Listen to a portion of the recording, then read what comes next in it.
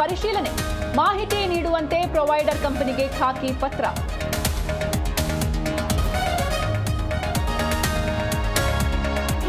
ರಾಯ್ ಆತ್ಮಹತ್ಯೆ ಪ್ರಕರಣದಲ್ಲಿ ಅನುಮಾನ, ಅಶೋಕನಗರ ಪೊಲೀಸರಿಂದ ಮುಂದುವರೆದ ತನಿಖೆ, ಸರ್ಕಾರದಿಂದ ಸಿಐಡಿಗೆ ಹಸ್ತಾಂತರ ಸಾಧ್ಯತೆ.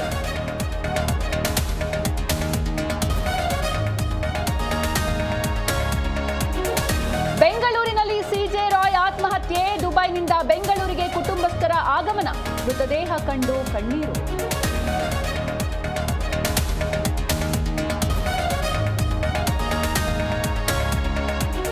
ನನ್ನ ಆಹಾರ ಪದ್ಧತಿ ಬಗ್ಗೆ ಮಾತಾಡಲ್ಲ, ನಾನ್ ವೆಜ್ ತಿಂತಾನಂದ್ರೆ ಓಕೆ, ಜಾತಿ ತಂದಿದ್ದು ಯಾಕೆ, ನನ್ನ ಆಹಾರ ನನ್ನ ಚಾಯ್ಸ್ ಎಂದ ಡಾಲಿ.